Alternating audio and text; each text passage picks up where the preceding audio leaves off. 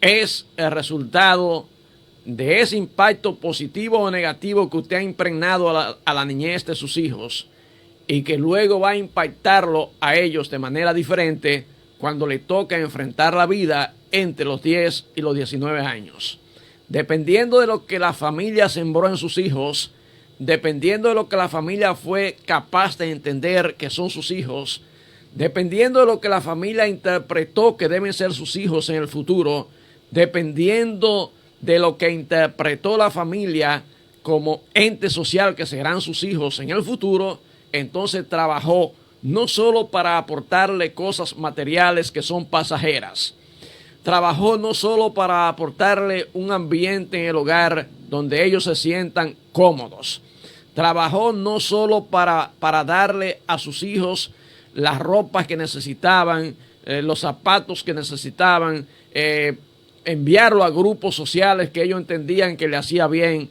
Lo que más bien le hace a los hijos es la manera como usted lo ayuda a crecer, la manera como usted lo ayuda a desarrollar, la manera como usted le aporta de su interior para transmitirle a ellos en valores eso que usted es.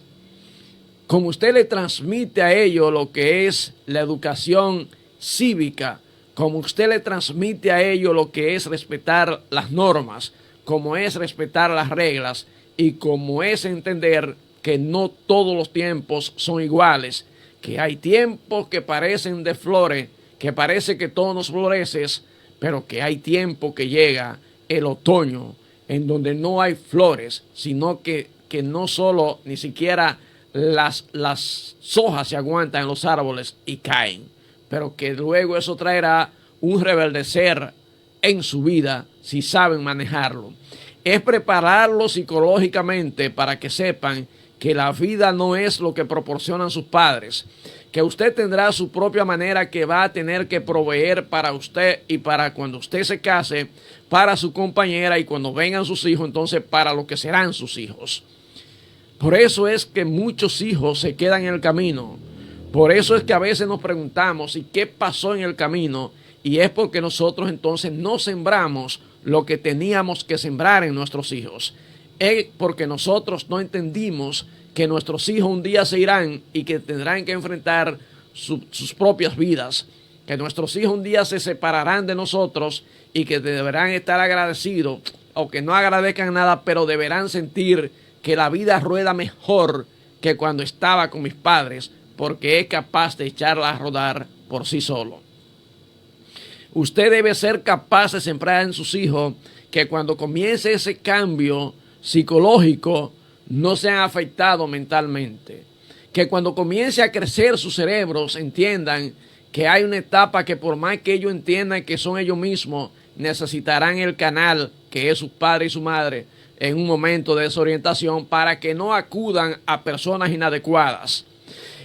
Que cuando ellos comiencen a experimentar el cambio en su cuerpo, que cuando ellos experimenten que comienzan a crecer sus órganos reproductores, que cuando ellos entiendan que comienzan a eyacular en sueños los varones y que la hembra le llegue la menstruación en el colegio, no sea un susto, sino que ellos estén conscientes que su organismo está cambiando, que su organismo está mandando señales de que ellos están en la pubertad y que hay cambio, que no solo va a cambiar sus órganos sexuales, sino cambiará su voz, cambiarán sus músculos, comenzarán a su cuerpo a buscar otra forma, que a las hembras comenzarán a crecer los senos y que eso ellos deben entender que es normal para que no se encorven como de costumbre hacen las hembras que no están bien orientadas, que entonces por ocultar lo que le está saliendo se van encorvando y entonces eso le hace daño en su columna. Los padres tenemos que ser los primeros maestros. ¿Y saben por qué? Porque ya no es como antes, que usted tenía una orientadora, que su maestro, todos eran orientadores. Los maestros eran capaces de dar este tipo de cosas en educación cívica, moral y cívica, que eran capaces de darlo en orientación, pero que eran capaces si tenían que tocarlo. Por ejemplo, cuando entrábamos en aquel tiempo, cuando entrábamos de deporte de 11 a 12 de la mañana, sudados como animales y hediondos, porque sudábamos y no importa que en su casa le pusieran el mejor protector, el mejor desodorante, había esas hormonas revolteadas, era un mal olor en aquella aula que no se aguantaba, y entonces el maestro tenía que pararse y en lugar de dar su clase tenía que orientar, porque uno no se daba cuenta que uno mismo día, sino uno se burlaba del otro, y entonces el maestro tenía que decirle, huélete tú, y entonces orientaba, mire, ustedes para venir a la escuela tienen que darse un buen baño, tienen que decirle a sus padres que le compren tal desodorante, pero ustedes tienen que decirle a sus padres, si ellos no pueden, tienen ustedes mismos que lavar su ropa, porque esa ropa no pueden engancharla ahí y ponérsela al otro día sucia, porque eso es lo que genera el mal olor. Hay una serie de cosas que debemos aprender. Esos maestros ya no están, esos maestros ya no existen, esos maestros a veces, en un alto porcentaje, ya no son lo que eran.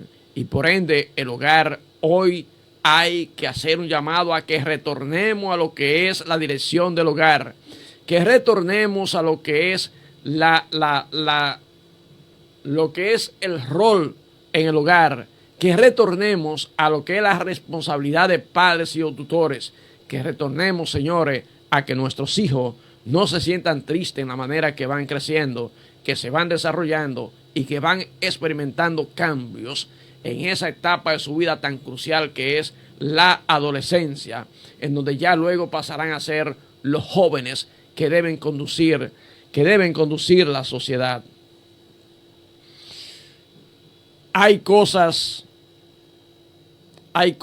y ya hablaba de los profesores. La continuidad del hogar se supone que debería ser la escuela, pero hoy, por el hecho que la educación ya no es vocación, por el hecho de que hoy ya la educación es un modo de vida, por el hecho de que ya hoy quienes están en un alto porcentaje en la educación no son las mejores personas, y tengo que decirlo, porque se ven las violaciones, se ven las sonsacaciones, se ven las persecuciones y el acoso en las escuelas y colegios en muchos lugares. Y tengo que decirlo, me duele, porque lo que yo soy se lo debo a los profesores, y porque yo me siento ser tan profesor como otro cualquiera, porque tuve una escuelita en casa desde que tenía 15 años y luego fui a dar a la universidad por 36 años impartiendo docencia.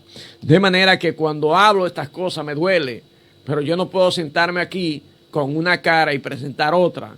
No, yo soy lo que usted ve y siempre voy a decir lo que pienso y siento, y el día que no pueda hacer así, pues entonces ya yo no haré comunicación, porque ¿para qué estar aquí si voy a hacer más de lo mismo? Los instructores, yo recuerdo que en la cancha, para decirlo de esa manera,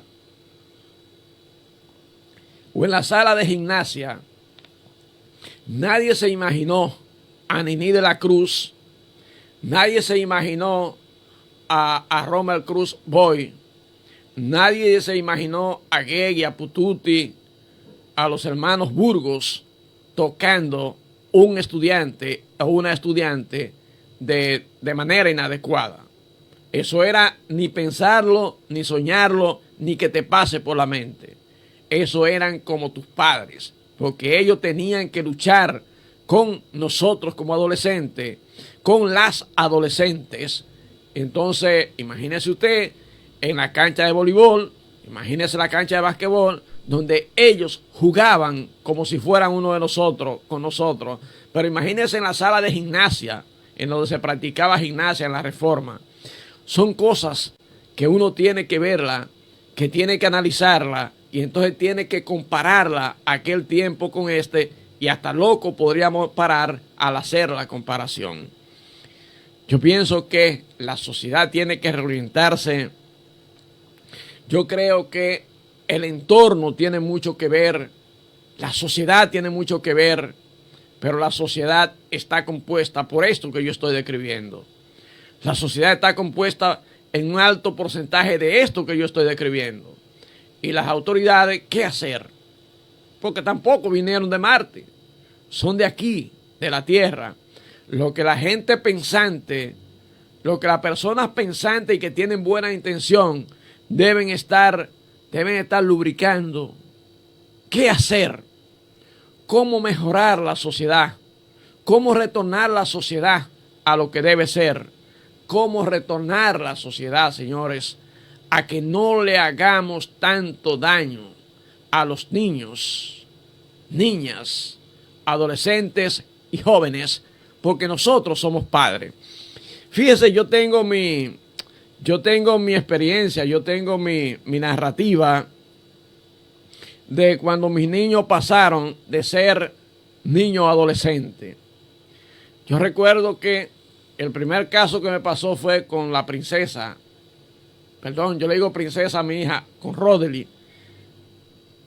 Rodely era una niña, la carita de niña, pero ella era, dentro de su grupo, se veía mucho más grande, porque ella es alta. Y entonces yo iba a llevarla, por ejemplo, a alguna actividad que tuviera al colegio. Yo la acompañaba a cualquier actividad que tuviera de cumpleaños con sus amiguitos o de alguna celebración. Y entonces ella me decía, papi, ven conmigo hasta allá adentro. Y yo la llevaba. Pero parece que sus amiguitos le echaban cosas, le hacían burla por eso. Y un día en Playa Dorada, ella tendría como 13 años, había un cumpleaños, creo que era de Amelita Boro, y ella me dijo, papi, ya yo no quiero que tú me entres, déjame aquí. Y lo que yo sentí por un largo tiempo fue grande, fue difícil, porque yo decía, ¿cómo es posible que mi hija, si yo siempre la he llevado donde ella va, me dice que no vaya con ella? Luego tuve que entenderlo, y es que mi hija estaba en este proceso de buscar su propia identidad, estaba buscando su independencia. También recuerdo que pasó con Carlos Tomás cuando terminó bachillerato, ni siquiera hizo su graduación, porque se iba a un intercambio a Japón por 2 años y medio duró. Y el tormento de nosotros era que Carlos Tomás nunca se había separado de su abuela, que fue más que una madre para él, doña Olga, que en paz descanse. Nunca se había separado de su madre, ni se había separado de mí, ni de ninguna de su familia. Y era un muchacho muy protegido, imagínense, bajo la falda de su abuela. Y pensábamos que el muchacho no le iba a ir bien. Resulta que todo el que había ido a ese intercambio a Japón, lo regresaban porque no aguantaba las reglas. O sea, él me dice que si se acuesta todo el mundo a las 10, a esa hora tiene que estar todo apagado. O sea, que si hay una hora para estar en la mesa, a esa hora hay que estar ahí. Que si hay una hora para bañarse, hay que estar bañado. Pero que si se fue en una bicicleta, tiene que dejarla donde se deja bien organizada, y cuando regrese recoge, no necesariamente esa misma. Y déjeme decirle que el avión salió tarde aquí y lo dejó el vuelo de Francia. Y me llamó, allá era de madrugada, cuando él me llamó aquí ya era avanzado, cerca del mediodía.